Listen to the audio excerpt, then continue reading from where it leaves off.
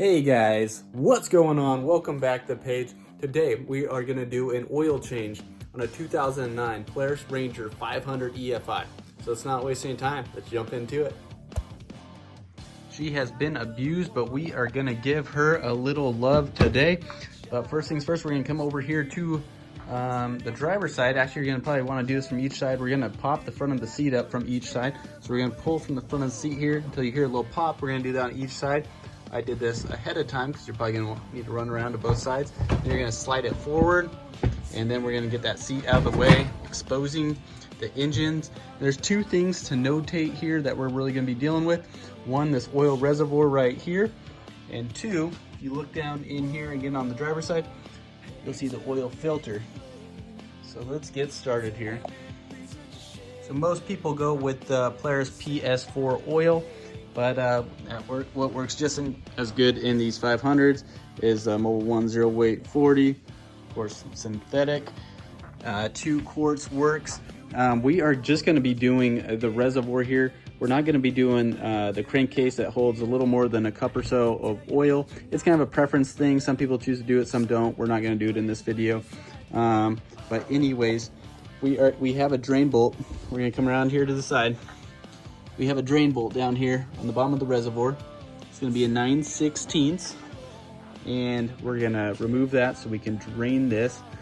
We aren't going to warm the engine up in this case for this, because what this does is it kind of cycles oil, and when this has been sitting for a while, if there's any debris in here, it's going to be settled to the bottom, and of course when we open it, it's going to drain out.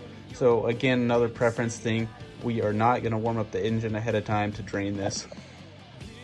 Okay, let's get started here. We got our drain pan located right under the reservoir here. We got the 9/16 on the bottom. We can go ahead and loosen that. Oh, that kind of snapped on me.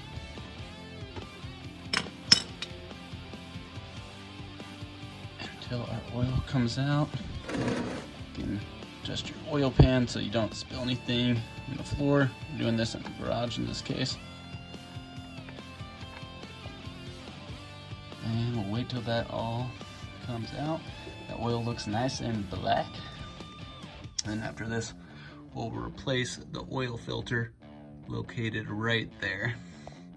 So we'll let this all drain out, and then we'll put our drain bolt back in.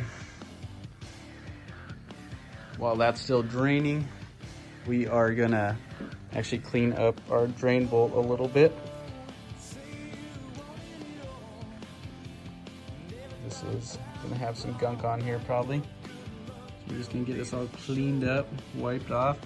When you put it back on, it's ready to go.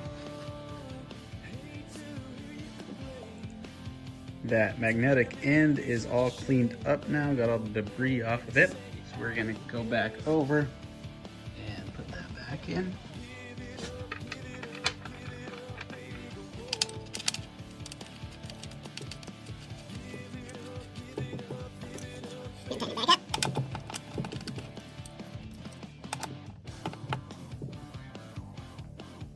Now for the oil filter.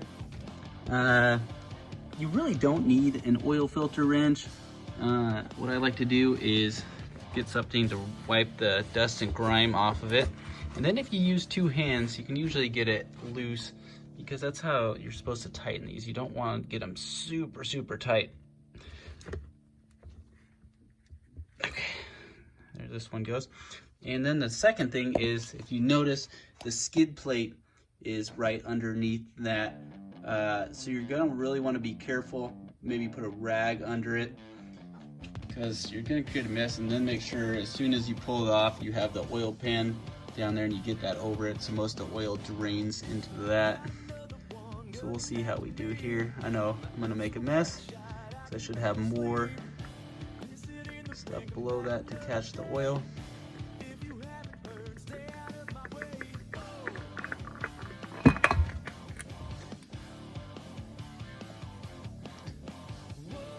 And then what you're gonna wanna do, get your new oil filter, make sure it's the same size. You can see it has that kind of rubber outer lip. You're gonna wanna actually take a little oil from this old oil filter and then just go around the oil ring on the new one, and then we can put the new one back on. So we're gonna go ahead and do that real quick and then screw the new one back on. Some people choose to use aftermarket filters. Some like the Polaris filters. I think as long as it's a high flow filter, it should be pretty well off. But and get that, you know, secured pretty tightly, hand tight. And now we'll unscrew the top little filler check, and we'll put a funnel right in here and put in our new oil.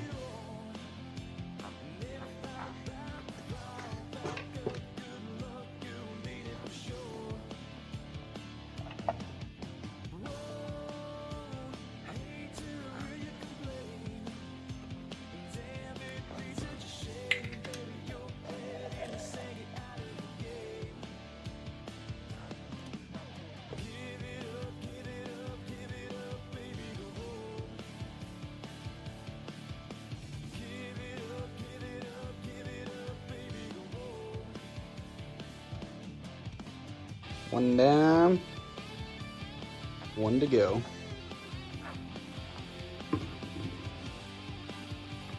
Yeah, I love that sound as that seal breaks on a fresh cord.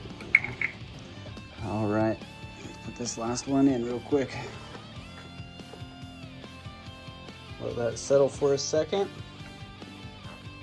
And we'll check with our dipstick on where we're at.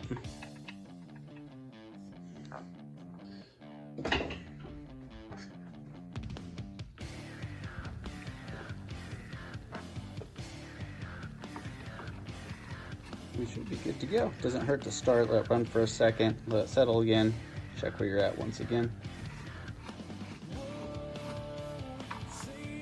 All right, once you got those oil levels just right, guys, you're ready to go hit the trails. I hope this video helps some of you. Hope you guys have some fun in your guys' Polaris Rangers. But anyways, like always, guys, make sure you guys smash that like button, subscribe to the channel, and I'll keep bringing you guys some more videos. Until next time.